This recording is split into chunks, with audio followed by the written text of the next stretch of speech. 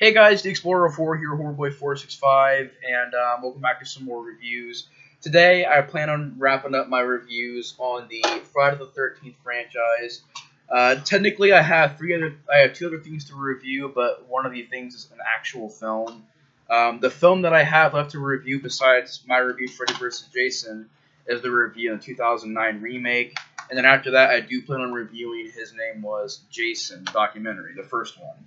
I would review Crystal Lake Memories, but I do not have that film yet. But once I get that film, I will review it. This review will be on Freddy vs. Jason. Before I get into the video, though, I want to say this. I went in and tried to dim down the audio a little bit, so it's not so ear-rapey to listen to. I know that my Jason Goes to Hell and Jason X reviews are pretty high-pitched as far as audio goes. So I went into the microphone options, and I turned the levels of the volume, the microphones, well, at least the level of, I guess intensity or something like that. I don't really know microphone technology that well, but I turned the level of maybe recording down a little bit, so hopefully it's not so raw when you guys watch the video. I turned it to like 65 or 61 or something like that, and it was like all at 100 before, so hopefully this is a little bit easier to listen to. But, if it's not, I'll continue to try and make sure that I decrease it within every video and try to get that right level where it's not, so high-pitched and annoying to listen to. So I do apologize for that. My Jason Goes to Hell and Jason X reviews were pretty hard to watch because of the high-pitched noise. That happened before with my old computer as well, where I would record certain videos and the audio would be fine. And then I'd record certain videos where the audio would be freaking blaring loud. Like See No Evil. If you guys watch my See No Evil review, that review is so freaking loud. It's insane. But yeah, I tried to make the audio a little bit better in this review, so let me know in the comments below if it's a little better. I'll also go back and watch this video once it uploads on YouTube to see if there's any difference in the audio. But yeah, besides that, welcome to the video, guys. Today I'm going to be talking about Freddy vs. Jason. Now, this is an old 4-pack that I've had for a while. It's all busted up, and the discs are all scratched up and cracked up, so I don't really watch the Nightmare on Elm Street movies from this pack anymore. I have singular DVDs over there, which I do want to trade in for maybe a Blu-ray box set one day. Besides, I think that some sets could come with the remake. I'm not too sure. But I know that they at least have the first, 7 films. They might have the first 7 and plus this Freddy vs. Jason movie. I'm not too sure.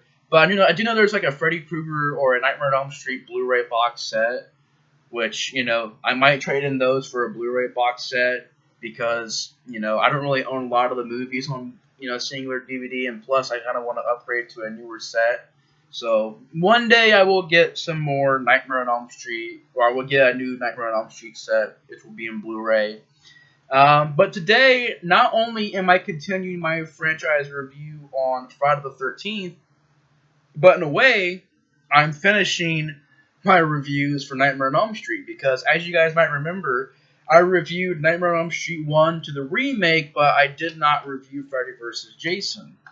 Now, the reason I did this is because I kind of wanted to keep it equal in the franchises. I didn't want to do, first of all, I didn't want to review this film twice because I pretty much just did the same thing twice in both franchise reviews.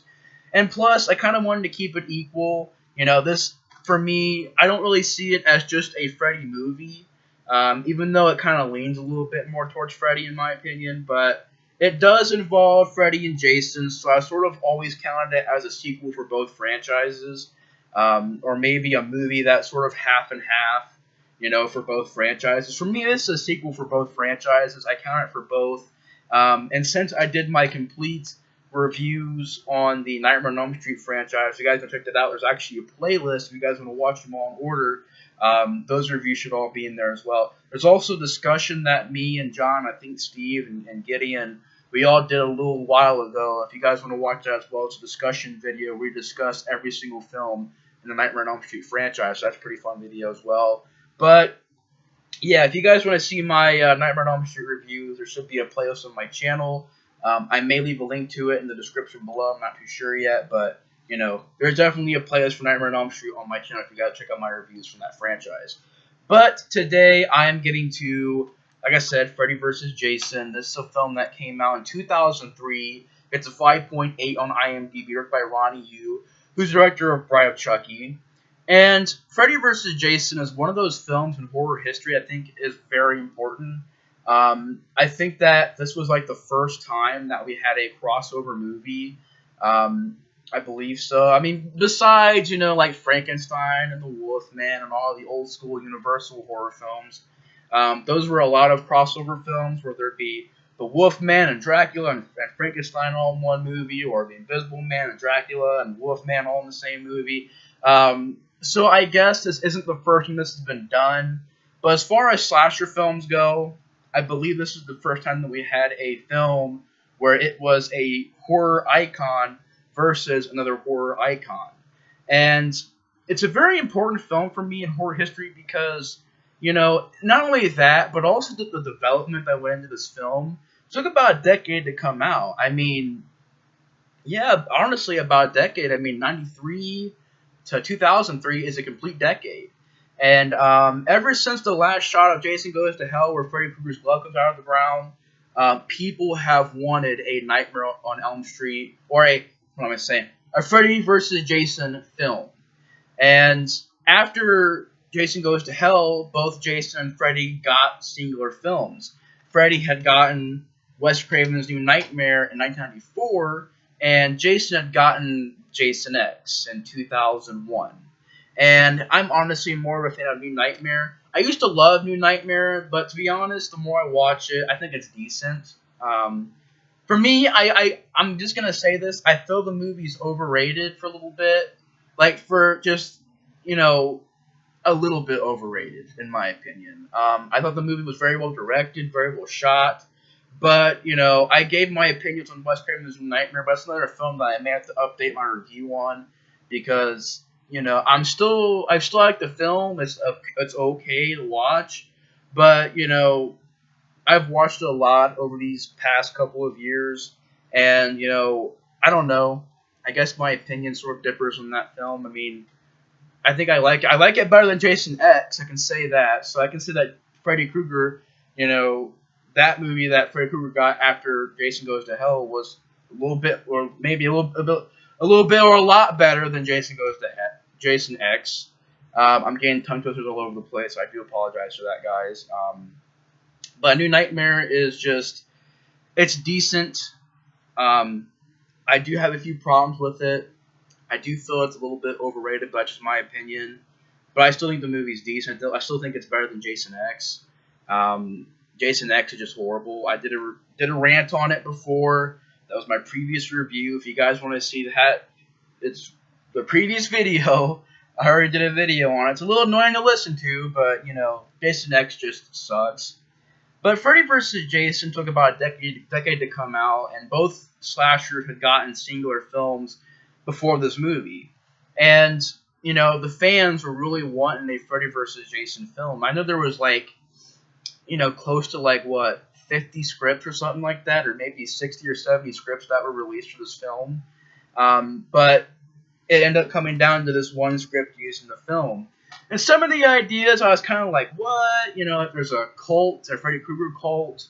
There's one where Freddy Krueger's so weak that, everybody beats him up, and then he uses Jason or something like that to come back to the world of dreams and, to haunt people in their dreams again.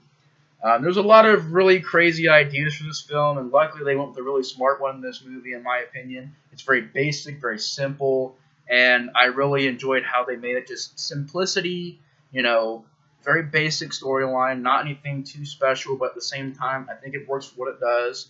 And thus we got in 2003 Freddy vs. Jason. Now, unfortunately, I was not old enough to watch this movie. I was probably about 3 or 4 years old when this movie came out. But I do remember being about 8 or 9 and hearing about Freddy vs. Jason.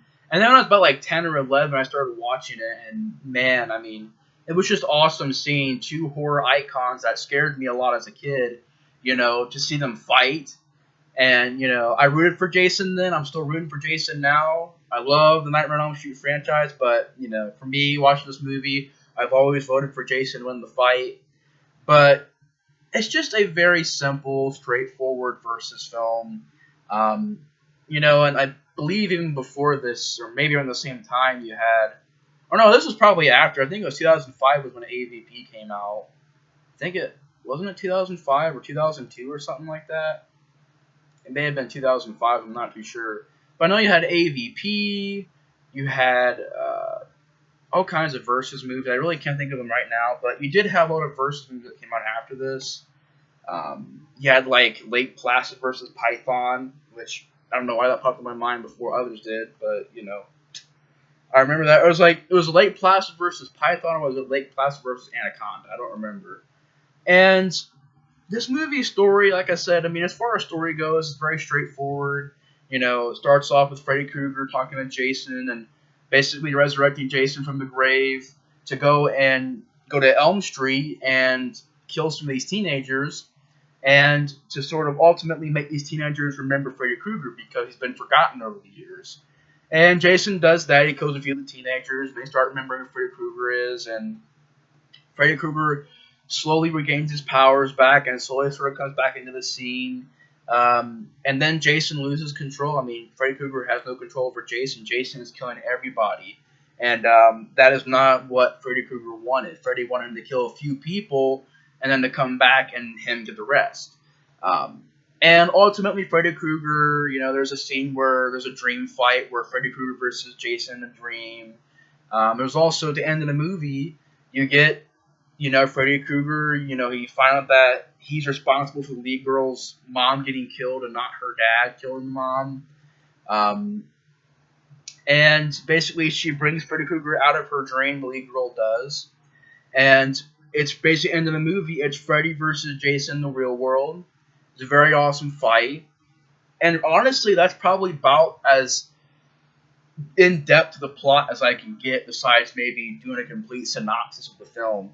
But, the plot is very basic, very simple. I'm glad they went that route. I'm glad they didn't want to try anything too stupid or too risky. The gore definitely has some great gore, great special effects. Even the CGI, in my opinion, doesn't look, tremendously bad. Maybe it's because I've seen Jason X, but, there is CGI in the film, but, it's not that bad. There's certain scenes that I like. I like the scene where the guy, it's a pretty funny scene, where the guy, the stoner guy, sees this caterpillar Freddy Krueger thing, and it starts smoking pot, and then it goes into the guy's mouth and possesses him. That was a pretty crazy scene. I also like the scene where, it's the party scene. They're having this giant rave out in the middle of this cornfield, and Jason starts killing a bunch of people, and Freddy Krueger has that really well-lit scene where he's in the boiler room, and, there's just certain scenes like that, or the scene in the bathroom where there's one guy, the guy from Leprechaun Origins, I don't remember his name, I think it's Brandon Fetcher, as Mark Davis, I think it is Mark Davis, and he's basically in the bathroom, and he sees his brother in the bathtub, and these, snakes are around him and stuff like that, and he starts bleeding. It's very, very intense scene, very well done.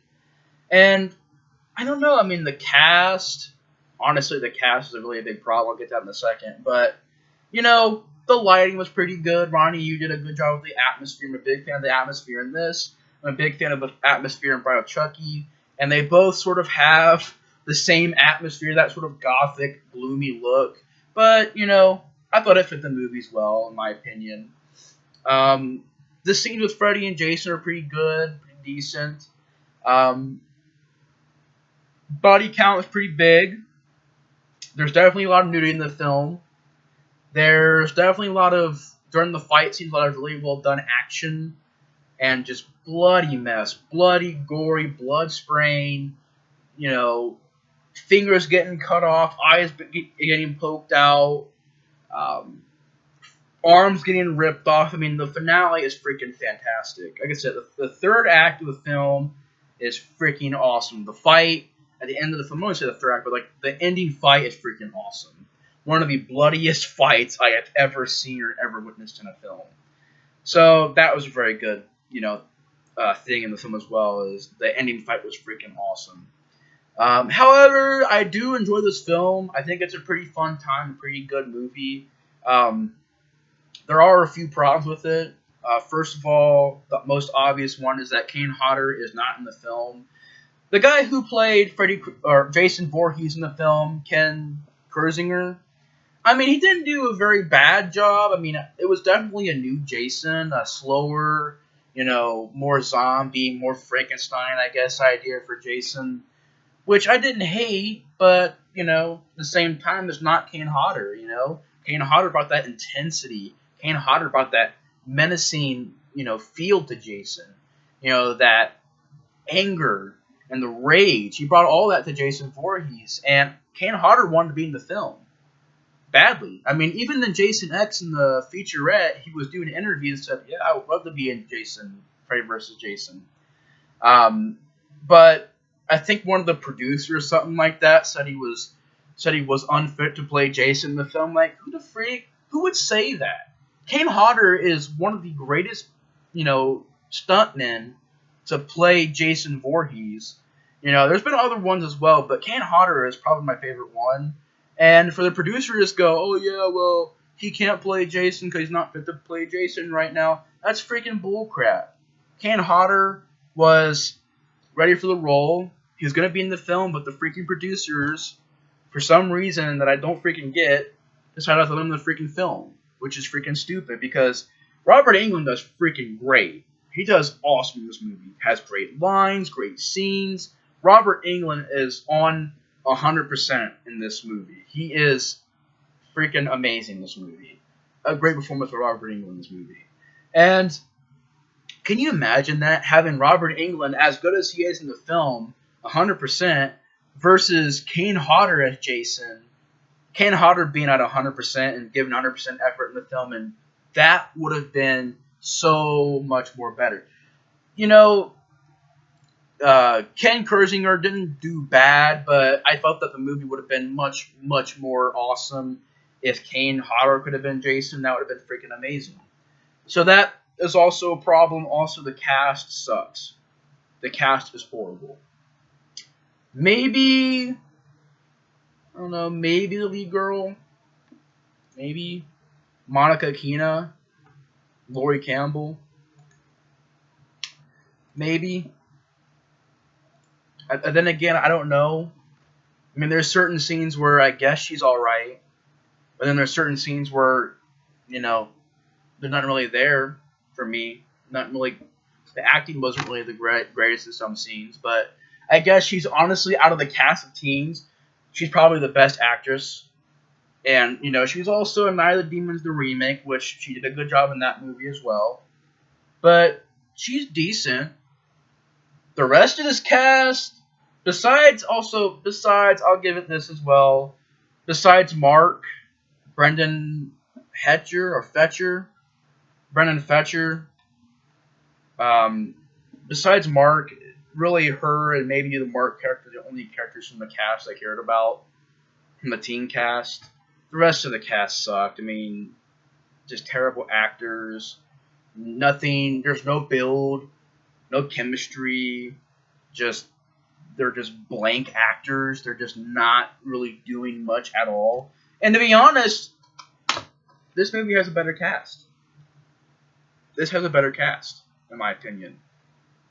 And these are just teens being high, having sex, doing drugs, having fun. And this is still a better cast. Not just basic casting. This is basic casting. Not amazing casting, but for slasher film wise, it's pretty basic, decent casting. Here, this cast sucked. There is more, I'm just going to say this, I know it's going to sound crazy, there is more character development and chemistry between these characters in this film than there is in Freddy vs. Jason. Do I need to say more than that? I'm not asking for fantastic 5-star performances, but once again, I mean, same thing with Jason X. I would expect some decent acting, decent, not boring, not cliche, not typical, which was everything that describes these actors in this film. Besides the two I mentioned, they're either boring, or they just straight up suck, or they're freaking cliche, no good lines. I mean, the cast sucks. The teenage cast sucks. You know, Robert Englund and I can never remember his last name, Ken Kersinger, they did really good. You know, Ken Kersinger did a decent job as Jason. Leagoor did a decent job. Mark, the character Mark, did a decent job. The rest of the cast freaking sucks. The score, I didn't really care for it. I mean, maybe the ending song and maybe the opening song. The rest of the score I didn't really care for. It's also, to get back on the positive stuff, I think it's a pretty fast-paced film. It's a short movie, straightforward. It's fun.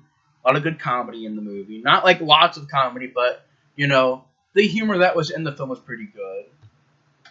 The scene where the guy's like, you were invited, and the guy just gets his neck snapped, and Jason just pushes him like that. He just goes like, boom. And the guy just knocks over. It's freaking funny. I'm sorry, I thought it was freaking funny.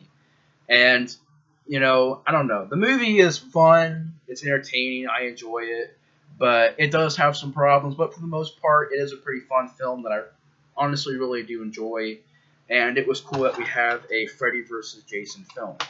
So not only am I continuing my reviews for the Friday the 13th film, but I'm also, I guess in a way, wrapping up my Nightmare on Elm Street reviews. So, yeah, it's pretty cool. But anyways, guys, pretty much my review of Freddy vs. Jason. Thanks for watching the review. And I'll see you guys a little bit later on tonight for the 2 other reviews I have planned for the remake and the first documentary, His Name Was Jason. So anyways, guys, I'll see you guys then when I do those reviews. But thanks for watching, and the Explorer 4 out. And I'll see you guys in the next review. Bye, guys.